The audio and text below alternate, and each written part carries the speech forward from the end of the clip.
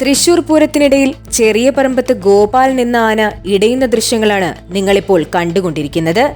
രാത്രി എഴുന്നള്ളിപ്പിനിടയിലാണ് ആന വിരണ്ടത്. എന്നാൽ ഇടഞ്ഞാന ആരെയും ആക്രമിക്കുവാൻ തയ്യാറായില്ല.